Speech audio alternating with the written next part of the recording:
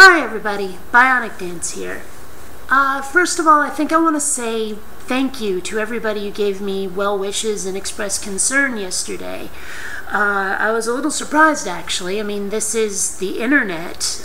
The only jokes I got about the fact that, that I had a seizure in the street and fell down and hurt myself, and you can still see the bruise there from where I landed and the cuts on my fingers there. The only jokes I got were like, sort of elbow in the ribs kind of stuff. There was nothing actually at my expense, and I was surprised. This is the internet, I'm surprised nobody was like using it to try to discredit me or really make fun of me in some way. It's kind of a shock. Did I slip into some alternate universe or something? Regardless, thank you very much for all of that. I really do appreciate it. That said, I want to do kind of an informal review of XCOM Enemy Unknown. I only touched on it very briefly yesterday, and I hadn't played even the tiniest bit of it when I mentioned that I had gone out to buy it when I had my seizure. So I'd only played the original that it was based on, and I absolutely loved the original. I've probably played literally weeks worth. Like, if you added up all of the hours that I spent playing the original game, it was probably a couple of weeks out of my life. I adored that game so much. It was an absolute blast. I didn't like the sequels that much, but the original was a lot of fun, and this is supposed to be kind of a remake of it. It's not exactly a remake, but it's very close, and the people who made this really did seem to like the original in much the same way I did. They really did seem to want to say, okay, here's the original game, and we are going to remake it, but we are going to give it kind of more of a high-gloss Hollywood feel.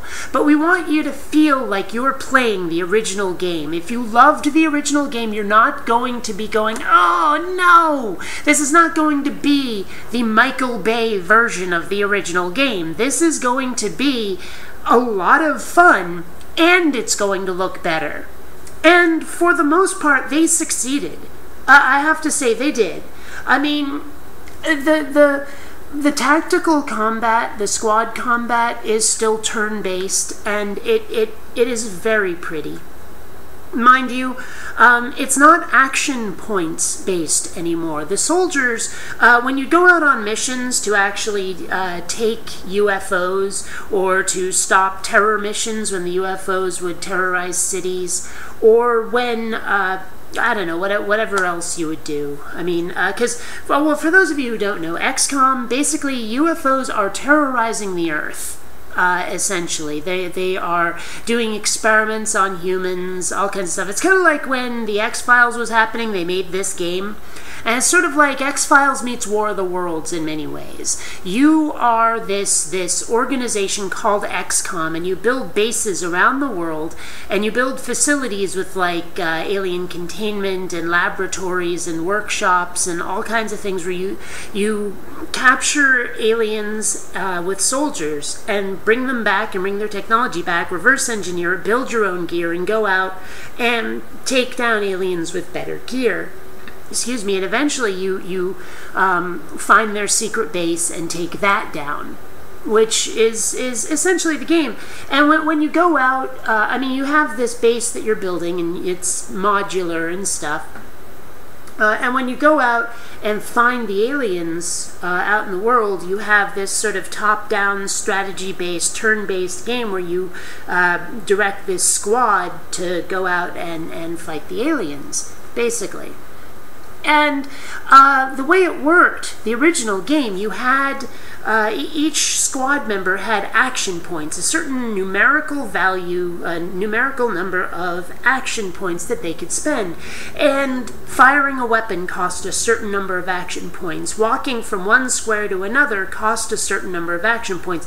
Turning in one direction or another cost a certain number of action points, that kind of thing. And as a result, well, combat was very, well, it was very, well, by the book. It was very, you knew what the hell you were doing. You know, you could direct the battle very precise, you know, with precision. And in this, well, they've kind of dumbed it down a little. Well, unless you give your squad members extra abilities, which you can have, basically everybody gets to move twice, or once if you make them run. And you can only move a certain distance. And it's best if you move from cover to cover, although you kind of don't have to, but that's for the best. And depending on what kind of soldier you are, because they have like heavy soldiers and snipers and shit, which they didn't have the original game. The original game, you just gave your characters weapons and let them do whatever they wanted to do. In this, you have different classes. And depending on the kind of soldier, you may or may not be able to fire after you've moved. If you move twice, you don't get to fire. If you move once, you do get to fire. If you fire and without moving, then you don't get to move. And that's kind of a pain in the butt. It'd be nice if you could, you know, stand in place, shoot, then move, or something like that. But they don't let you do that. It's either move, then fire, or move, or fire, or dash, and not move twice like that. That's all you get. And there's also like special devices and things like that you can use. So the combat system is a little changed. It is more fun in some respects, and certainly the combat system is much more cinematic. The area is more cinematic. The original was just, you know, tiles, and that was it. And this is a full 3D environment. And it, you know, so every now and then, if something cinematic is going to happen, like you're about to take down an alien, or one of your characters is about to dash in a really cool way, they'll put the camera behind them and do shaky cam and shit, so it looks like something out of a Vietnam movie. It's a lot of fun, you know, or like something out of Predator, I guess. And so in that way, it's a lot of fun. And your base, your home base, has a lot of characters in it, where they have like a head scientist, a head engineer, things like that, which is another problem. Now granted, I haven't played a lot of this, I haven't played it all the way through yet, but in the original game it was a little more sandboxy than this. I have not been able to figure out how to build a second base, which was something you could do if you had the funds in the original game. Where in the original game, you have this globe, and you have it in this one too, where you could turn the globe and say, okay, I'm going to place a second base here. You know, like if I put my first base sort of in Texas, maybe, then I want to put my next base in India so that I can monitor the whole globe, kind of thing. And I haven't been able to figure out how to do that in this, and I'm not entirely certain that you can, which is kind of a pain in the butt, because right now I can't protect the whole globe, and certain parts of the globe are starting to get pissed off at me and reduce their funding, because each game month you get a certain amount of funds based on how pleased certain sections of the world are at your performance in protecting them. And well, I haven't been very efficient in certain places because I can't figure out how to use my funds to build a new base. In some ways, it does seem like they're funneling or shoehorning you into doing certain things at certain times. In fact, in some really annoying ways, like they're forcing you to make choices that the original game did not force you to make.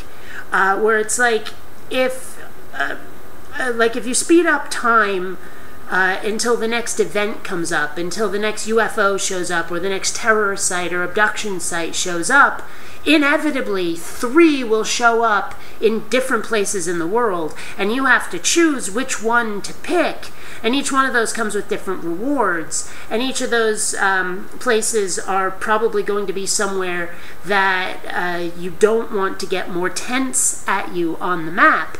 And so it just seems like they're forcing choices on you, where in the original game it was a little more random, it was a little more sandboxy, where it was like, well, the aliens are doing this, that, or the other thing because that's what they're doing, whereas the new one, seems more like they're trying to, I don't know, it just seems like they're being more obnoxious about it. So there's ups and downs to both games, but as remakes go, I gotta tell you, this is one of the best ones I've ever played. This is one of the few times where I've played something or watched a movie based on something that I've absolutely adored, where I was not going, oh, no, you guys, you got it all wrong. What's wrong with you? No. I mean, yeah, I've got nitpicks, but for the most part, I am enjoying it. It does feel like the original in many ways. I'm reminded a lot of what I loved about the original. It does feel like the people who made this respected the original in many ways.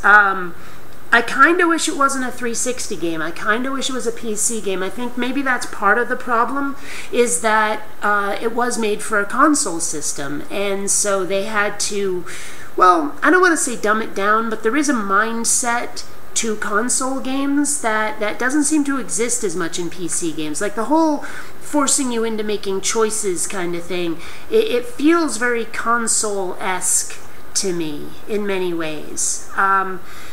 I don't know. It's maybe it's hard to explain. I wish I had some terminology for it, but it just seems like console games hold your hand a lot more when it comes to just keeping the story flow going. I don't know. And I mean, that's not even necessarily true. You get a lot of those, what are they, Bethesda games? The ones with, like Skyrim and Fallout. Those don't hold your hand quite as much actually. But those are kind of exceptions. So, point is that good game. I'm enjoying it. And I thought you guys might like to know. Well, anyway, this is BionicDance saying, I'll catch you later, and watch the skies.